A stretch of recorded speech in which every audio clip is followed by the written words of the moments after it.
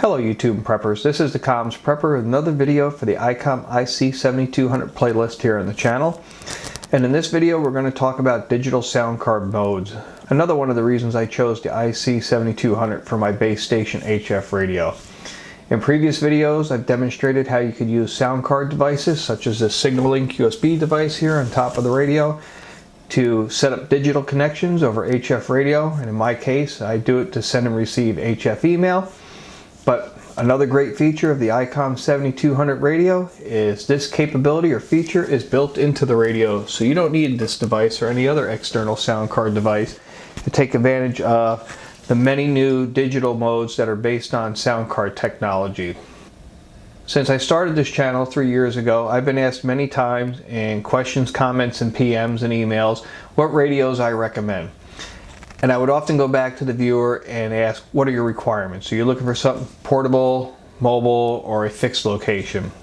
And for those of you who follow my channel, you know I have a bug-out bag radio, the 5-watt Yaesu FT817ND, and I consider that like a Leatherman radio. It has a little bit of everything in one small package.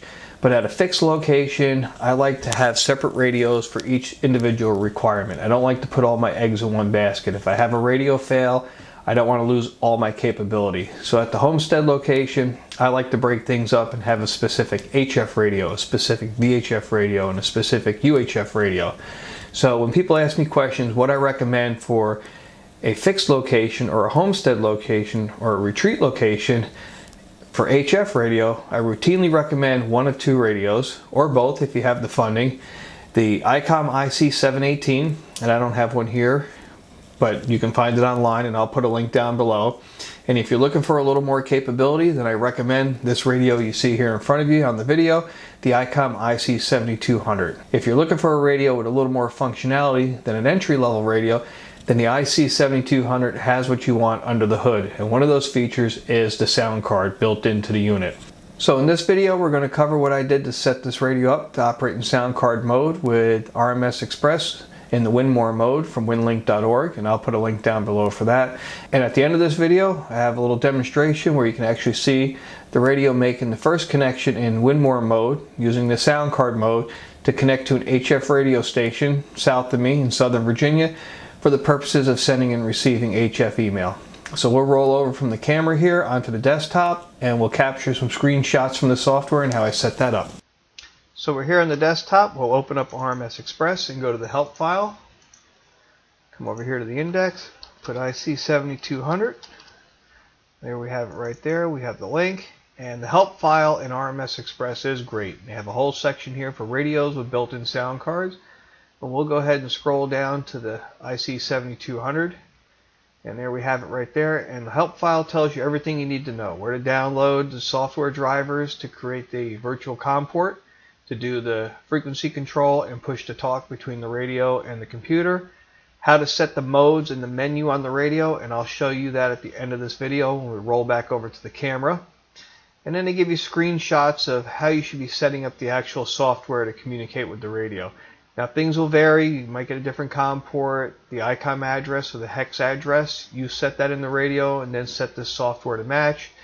And then you have to come down and set your playback and recording devices, and you should be good to go. Now, I can't overemphasize that in sound card modes, it takes a lot of practice to tweak out the audio levels being sent to the radio and coming from the radio to maximize performance. So it does take a little bit to get it all tweaked out and running right, but once you have it, it works like clockwork. So we'll go ahead and actually look at my software setup. We'll go ahead and close the help file here.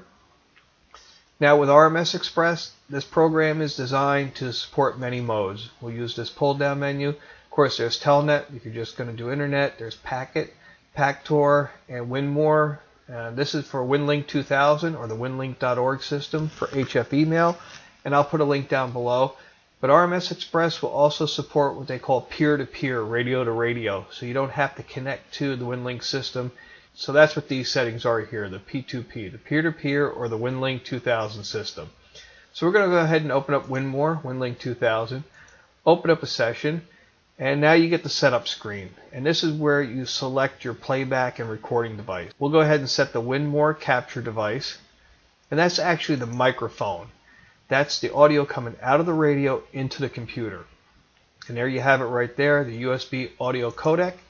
And then the playback is the virtual speakers that sends the sound from the computer to the radio that gets transmitted. And you pick the USB codec for that as well. And you go ahead and hit update. Give it a second to register. And then we'll go in and we'll actually set up the radio. We'll do the radio setup. And here's where the virtual COM port comes into play. Of course, you use this pull down menu, select the IC-7200, the Icom hex address. You also have to have that matched up in the radio so the radio can communicate. Of course, we're going to be running in digital mode, so you want it to address the radio to the hex address and put the radio into USB digital mode. The software will actually control the radio and set the frequency. Of course, the radio control port is the virtual COM port, and then the push to talk also takes place over the USB cable between the software and the radio. So here you use the pull down and of course select the IC-7200 and go ahead and update that. So your settings are actually good to go here in the software, and then we'll go ahead and I'll show you where that is in the device manager so you kind of know what I'm talking about here. So we'll come over first to COM ports, and there you have the USB to UART bridge, the virtual COM port 6, and that's what you're seeing here in the setup for radio, COM port 6. So this COM port 6 is this COM port 6 here. Then you have the audio portion. We'll come down here to sound and video games, and here's the USB audio codecs here. And that's what you're seeing here in the Winmor setup. Now to tweak these levels out, you can do a little bit of it in the radio, but the other place where you're going to need to play with this is over here in the mixer, and I'll right click on the little speaker. This is Windows 8, depends on what your operating system is, and you see here playback and recording devices. So in here you actually select what is the principal device. So right now my computer speakers are the default device, but when you're running the sound card mode, you'd want to come in here and right click the USB audio codec and then set that to the default device. The same thing you'd want to do with the recording device. Of course, I'm running a microphone right now to make this video, so it's the primary. If I was running the radio, I would go up here and set the USB audio codec to be the primary. So that's the software side of the house. In the program itself, to match up with the radio, well, go ahead and roll out of the desktop here and go back to the camera, and I'll walk through the menu functions on the radio of what you set up in the radio so it can communicate with the software, and we'll wrap this video up with a demonstration of the first connection. We'll be right back, guys. Alright, so I'm going to work around the camera here to show you how I put the settings in there. This is all menu driven. Icom calls it the quick set mode or set mode. There's a higher level menu, the quick set mode with some common features, and then you go to a lower level setting where you can do more stuff and control more aspects of the radio. To get into the quick set mode, press and hold the set button, and you're in the mode there. You have your mic gain. You rotate the memory channel knob here. Data on off, you see this little D in the display. If you're running data mode, you need data on, so you can rotate that on and off. We'll go ahead and leave it on so you can see what it looks like. RF power in digital mode, you never want to run full power. It's too much on the radio. I dial it back at a minimum to half, but I like to go back to 25%. If I can establish communications with 25% of the power available in the radio, that's what I run with. I don't need full power. It warms the radio up, it burns up your batteries, consumes a lot of power, and if you don't need the power, why run it? Mic gain, data on, RF power. Okay, so we're done here at the quick set mode. We're going to go down to the set mode, the lower level. There's a helicopter flying overhead, sorry about that. Now this is the modulation screen. This is for modulation sources not related to data. So here it says M, we're looking at the microphone, and if I rotate the knob it goes to A, and that's the auxiliary jack in the back of the radio. So we'll go ahead and leave that for microphone.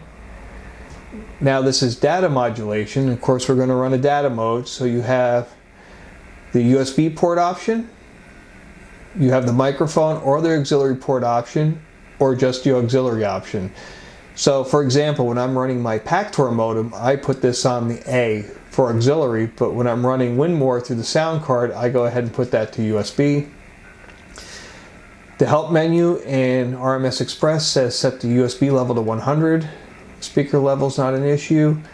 We'll keep scrolling through here, and the only other thing we're worried about is the address of the radio for the software. And we'll go through here, make sure I don't go past it.